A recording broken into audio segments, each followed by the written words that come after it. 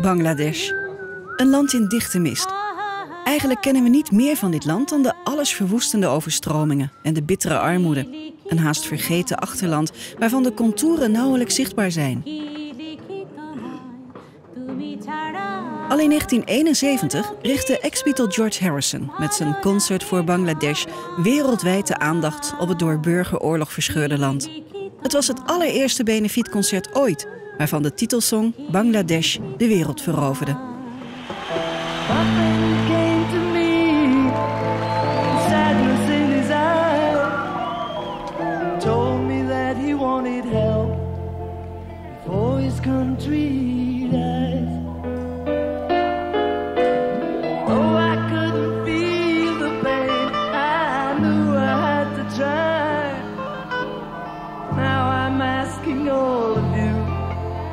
Help us save some lives.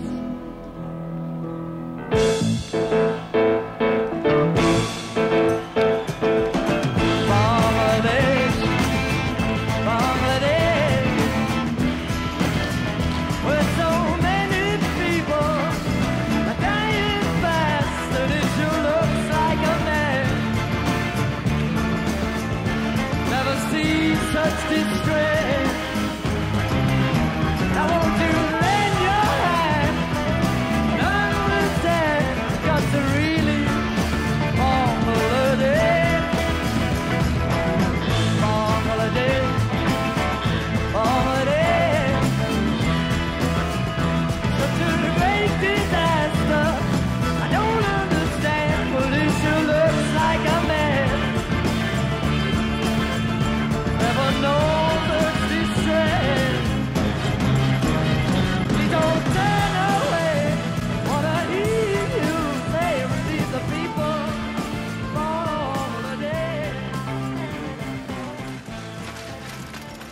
Nu, ruim 35 jaar later, is Bangladesh nog steeds één van de armste landen ter wereld. Toch lost de mist in dit straatarme, maar ook betoverende land langzaam maar zeker op.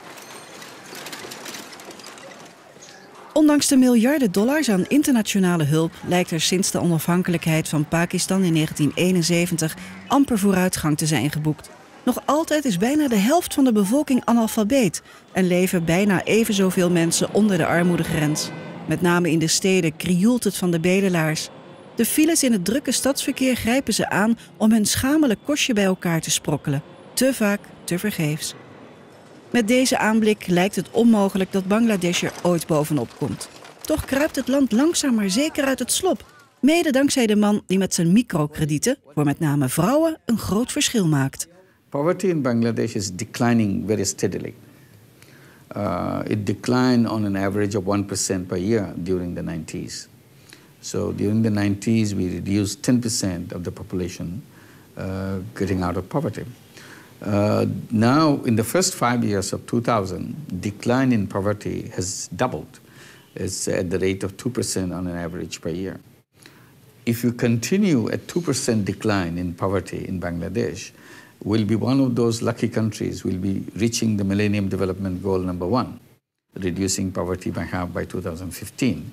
Not many countries probably will do that, but Bangladesh will, and Bangladesh is very comfortably on that level right now. When we say microcredit program, we have very specific things in our mind. It's a loan which goes to the poorest people, particularly poorest women, without collateral, without any guarantee, without any legal formalities, no lawyers involved in it, and the loans for income-generating activity. The conventional system is unfair, unjust, because they reject the people who need the money most.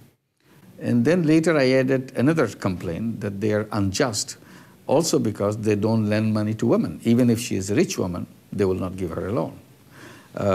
And I challenged them to show that this is wrong. So when I began, I wanted to make sure in my program, half the borrowers are women.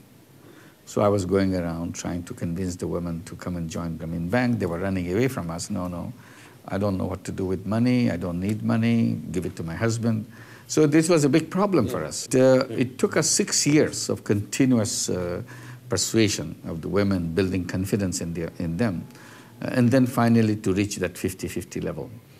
And then later we saw that money that went to family through women brought so much more benefit to the family. Women took better care of the children, women had a longer vision, they wanted to get out of poverty faster than men. They paid a lot of attention in improvement of the households and so on. Well, I didn't want to be a bank director. I was doing what I thought needed to be done. I didn't look at what I am and look what is needed to be done. So I was a professor. I was teaching in the economics department in the university. So I'm not supposed to be lending money, but that's what I did because I thought that was a problem there. I wanted to solve it, and I solved it. And that kind of sucked me into the work, and I continued to do that. People challenged me, "Whoa, you can do it in one village, but 2 villages is too big for this kind of thing." So we did it in 2 villages. Then say maybe 5 villages will be too big. So we did it over 5 villages to show that it can be done. Now we have done it over the whole country. And still people say, microcredit can work. For some people, may not be able to do it. So people always come up with some explanation. Repeatedly, we are showing, demonstrating that these are all imagination, which is not based on the real situation. So this is the way we went. And now today it's a global phenomenon. Microcredit is everywhere, in every single country in the world. In een andere vorm, maar met dezelfde intentie, biedt voormalig topmodel Bibi Russell 35.000 wevers op het Bengaalse platteland werk. In haar kantoor in de hoofdstad Dhaka, waar ze ook nog tientallen straatkinderen opvangt en onderwijs biedt, vertelt ze over haar strijd tegen de armoede. It took me so many years to make my dream come true. I mean, I didn't dream and forgot. My dream was stuck there. I went for my dream. I made it happen. And now I'm trying people who made my dream come true to make their dream come true. I said, you cannot just dream that you are poor. Poverty is not a disease, that it's cancer or AIDS, you are going to die. But I'm here, I'm going to assist you. But you have to try that. Without trying, you cannot say you are poor. You can come out of poverty, but you have to try. Use your magical fingers. Every now and then I go to all this project to make them feel that I am with them, part of it, and spend a little bit of time finding out how they are, make sure they are not using chemicals, which is bad, or their children are, you know, when they're passing the poverty margin, I don't force them, see whether the children are going to education schools. You know, long run, what I want, health and education, but making them feel themselves that is very important. Educatie is een belangrijk middel in de strijd tegen armoede en kinderarbeid. Zowel op het platteland van Bangladesh als in de steden volgen steeds meer kinderen basisonderwijs. Zoals in de School of Hope, waar 150 kinderen uit de sloppen van Dhaka 5 dagen per week les en eten krijgen. Te midden van de hectiek in de bevuilde en overbevolkte Krottenwijk is het schooltje voor hen een oase van rust, reinheid en regelmaat. Children come here, all are slum children, underprivileged children. They are all poor. The children who cannot afford their education into private schools.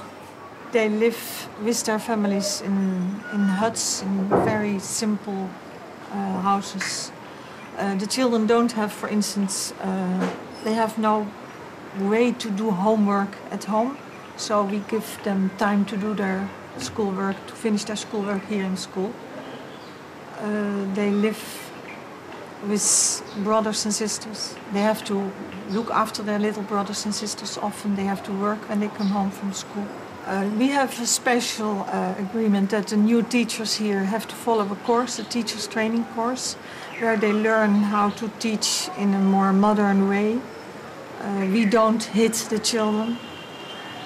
We let the children ask questions, talk to each other, not just learning lessons by heart, but really understand what they are learning, what they are talking about.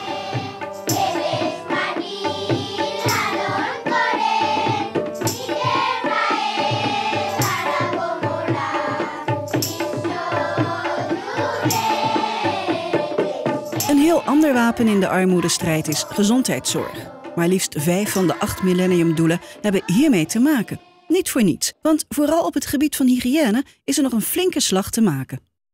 In het Dhaka Medical College Hospital bijvoorbeeld. Hier verblijven complete gezinnen in de meest erbarmelijke omstandigheden. In de bomvolle ziekenzalen delen meerdere personen één bed en is het de hele dag een drukte van je welste. En zowel in als rondom het gigantische ziekenhuis is het allesbehalve schoon. Dat het ook anders kan, blijkt in het dorpje Sirpur in het zuiden van Bangladesh. Midden tussen de rijstvelden staat een smetteloos wit kliniekje. Binnen is het er licht en schoon en er is volop aandacht voor de patiënten die vanuit het hele district Barisal komen. Het eerste wat opvalt als je het hek binnenstapt is de kleurrijke massa patiënten die geduldig op hun beurt staan te wachten. Het ziekenhuisje is een initiatief van Motalib Wijters, een voormalig Bengaals straatkind dat in een Nederlands pleeggezin opgroeide. Met zijn project SLOP helpt hij sinds 1995 met onderwijs, gezondheidszorg en welzijnsprojecten mee aan de ontwikkeling van zijn geboorteland. Of course, Bangladesh has lots of hospitals, but what is there, it's not sufficient enough because we have an immense population. You know, nowadays it might be 145 million people who are living in Bangladesh. So there are not enough hospitals, there are not enough facilities, there are not enough doctors. So, and then where there are facilities, the maintenance and the operations and this kind of are really, it's not something to be proud of if you're Bangladeshi. I wanted to show also the people that by maintaining some standards, by maintaining some hygiene, that you could be on a little bit better standard. We have 2 doctors, 10 beds, some nurses. We have a lab technician. We have ultrasound machine and also X-ray machine. We have more than 13,000 patients yearly basis. And it covers an area where about 200,000 people are living. Het slaan van waterpompen is een ander SLOP-project in het kader van gezondheidszorg. Sinds 1995 zijn al honderden pompen op 300 meter diepte geslagen om de lokale bevolking te voorzien van schoon drinkwater. Dat dit van levensbelang is, blijkt uit het feit dat jaarlijks 240.000 Bengaalse kinderen stierven aan diarree. It had an immense impact on the area. Because already within a few years we could see that diarrhea has been decreased, that less children were dying of diarrhea. So this was a very good impact. I was just a child of 4, 5, 6 years. I don't know exactly the age, because in Bangladesh we don't have any registration, so it's difficult to say. Because we were from a very poor family, and one day I was very hungry. We didn't have anything to eat, and then at night I ate the rice, what was left over for the next morning actually, for breakfast. But I woke up and ate it myself. And because I was afraid of my father, I just ran away from home. And yeah, then at that time my days as street child started because of this. And I've been living on the street about 2 years. We shall overcome someday. The orphanage, what I started was actually my dream as from when I was a child, because I was in an orphanage myself. And then I thought that, okay, if I in my life ever will get a chance to do something, then I will create my own orphanage, because I had a good time there and I knew how they treated the people there. And this was a very good period in my life. That's why I said I want to start something like this. And luckily, I got this opportunity.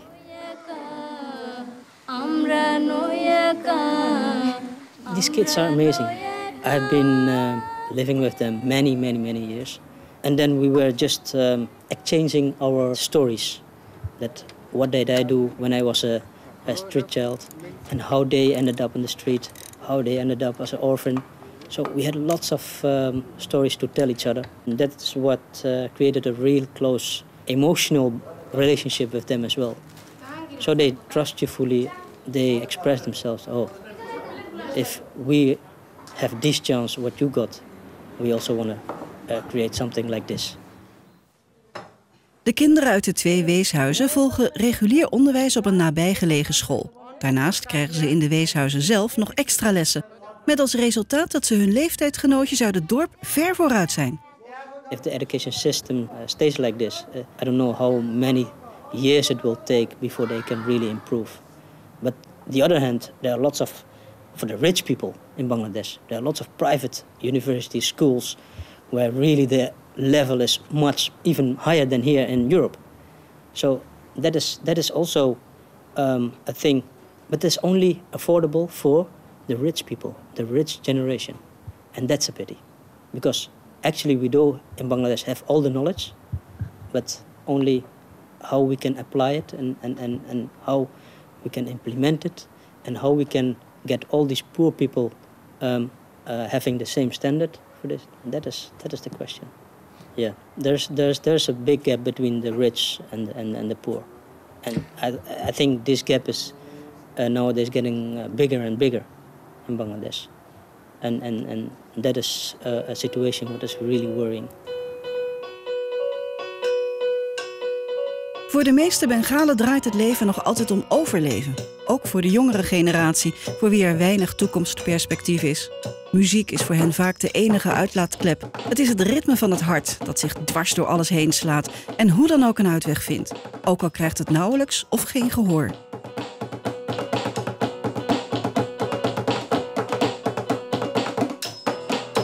Music is the only way which can reach to the bottom of anyone's heart. We just believe in that.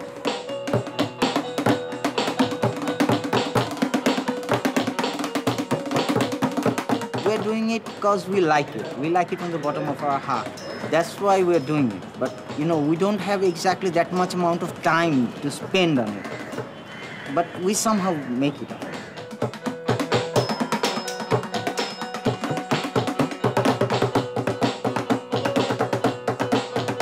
We have lived a very hard time earlier, but nowadays the new government maybe it's getting up a little bit.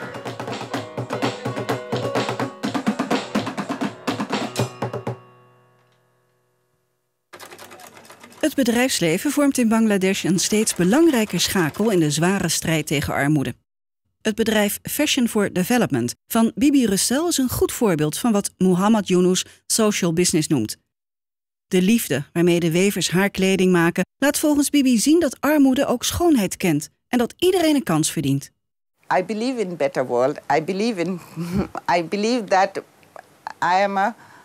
though I am a Bangladeshi girl, I am a person of the world. You know, I don't think you should stamp someone. You should know your culture, your thing. You should give a chance to everyone, you know. So, of course, I always try to think. I think that, you know, making it very short, you all know what is poverty. You all know the misery of poverty. I don't want to show that. I show the beauty lies on poverty. Poverty is not created by the poor people. There's nothing wrong with the poor people. They are as capable, as innovative, as energetic as anybody else.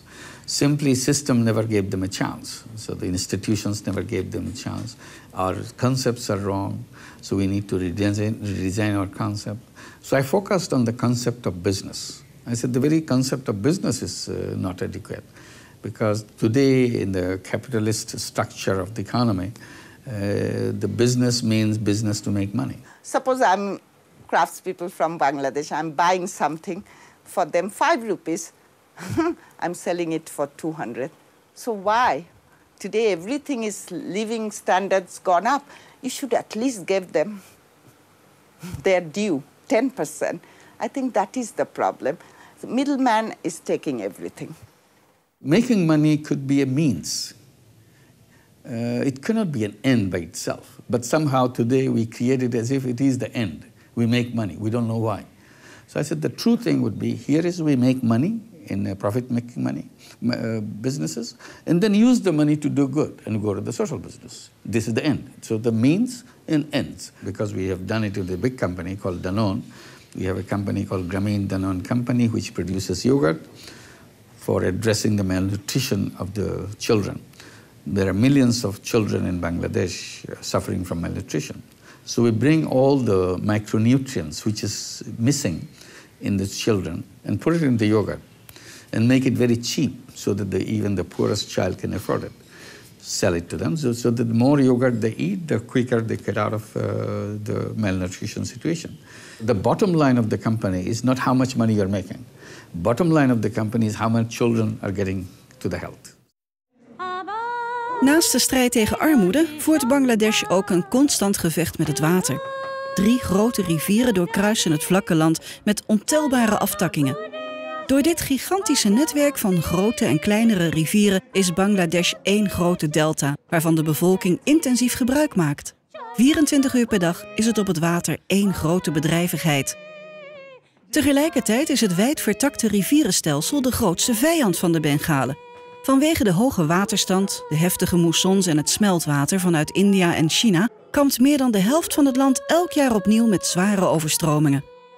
Tijdens een van de laatste watersnoodrampen kwam de Nederlandse expert Steven Kruid met zijn hele bedrijf in actie voor 500 families in nood. Een bijzonder initiatief dat zelfs het landelijke nieuws haalde. The country is being flooded, resulting in the fact that up to 60% of the country is underneath the water. A lot of people are in big trouble when this happens. We went by car and by boat and walking and going. We went to that area. And in that area we helped 500 people with this relief bag. And maybe 500 people in the entire population of Bangladesh does not make the difference. But this is important. For 500 families, this was a major breakthrough. Because they were forgotten by the world. And just by the fact that some people suddenly came and say, we didn't forget you. Here we have some items which really help you and can stimulate you again. That really made a difference for them. But if each and every company can start a small action like this, can start a small idea, can grow into a life-changing event for so many people.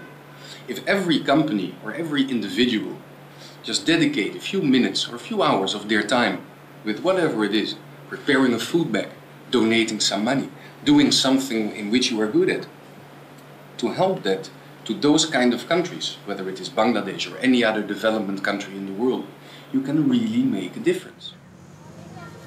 Dat steuntje in de rug blijkt van levensbelang voor het gros van de Bengalen. Een beetje hulp is vaak al voldoende om hen structureel aan de slag te krijgen. Want aan ondernemersgeest ontbreekt het hen niet. Van 's ochtends vroeg tot 's avonds laat sjouwen straathandelaren, riksja-rijders en marktkooplui af en aan. Als mieren in een immense mierenhoop. Neem Bachu, een riksja-rijder die met zijn eigen fietstaxi zijn hele gezin kan onderhouden. Dankzij een kleine gift met een enorme impact.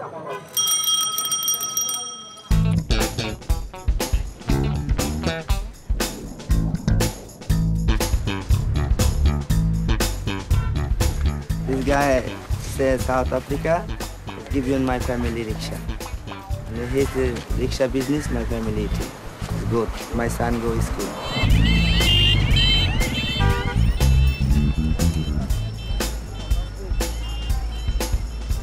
One week, 2 days sleeping my village and 5 days sleeping outside the rickshaw. The problem, no inside room. Single room, 1,000 taka, 2,000 taka problem.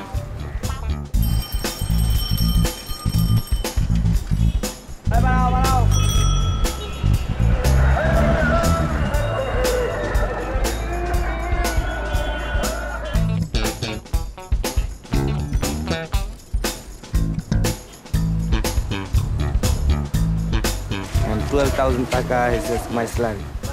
My family, no crisis, I'm coming Dhaka, my family. And last time, no job, no business, no family, go my village.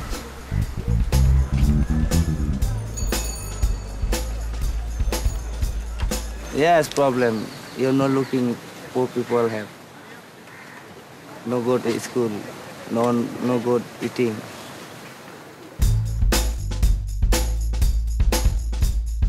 Mensen als Bachu banen de weg voor de nieuwe generatie van Bangladesh. Mede dankzij hen kunnen steeds meer kinderen naar school, waardoor de armoede verder zal afnemen. Het toekomstperspectief van de jongeren van vandaag ziet er dan ook heel wat rooskleuriger uit. Sommigen van hen durven zelfs al te dromen over hun toekomst. And there are millions of children are child labor. So these children also who are living in slum area, maybe they can sleep at night in the house. But many children, they are not going back to the slum. So they stay overnight in bus terminals, launch terminals, rail stations, or under the buildings. My vision is, I found that one of the big areas we should address is human development, in the sense we have to educate people. Because education is very basic to change the situation. We should not be waiting for funds from other countries. If I know the potential of myself, if I know how to change my life, then I can. But the problem is we are not having positive attitude. We are sometimes hopeless. We are sometimes fatalistic. We believe in the God's fortune or something like this. So that's why maybe human development through education, training, this is important, and facilitation. We have 11 subjects like Bangla, English, and mathematics, social science, and science. Like 11. English is most important because we are Bengali, so we all time talking Bangla. Then some of, like you, many guests came here and they asked us many things and we tell them. So when we cannot understand you and other person speak, we don't tell them anything. And we learn this, and now we understand and we tell something them. My parents died, then my uncle looked at me, and we are very poor. Some of people, they cannot do this, and they have no money, so they cannot training. And I help him, and he is very happy. Then he tell me I teach him many things, and I am very proud this, and I can help. So next generation of craftspeople will be educated, for sure. অন্য আমার ছেলে মেয়ে দুইটা আছে, তার জন্যই তো আমি রং করতে চাইতেছি, যাতে আমার ছেলে মেয়ে দুইটা ভালো থাকে, ভালো পরিবেশে থাকে, তার জন্য। We became independent in 1971. If you had come in 1971, you would have seen it worse. So if you compare with that, we are much, much better today than we were there. Just a little bit, what I can do little bit, just help Bangladesh. Just, it's our dream to reach the people of all over the world. Yeah, my country, my life. Everybody likes my country. We have to help those people. We have to give them some support so that they can help themselves after all. With very small means in terms of money, you can achieve lots of things. It became a passion, yes. As I say, I came here, they took me here, and I saw the place, and I thought, yes, this is what I'd like to do. After a few years, or after a certain period of time, our children will be the teachers. They will be the leaders in the society. And I'm sure that it will happen.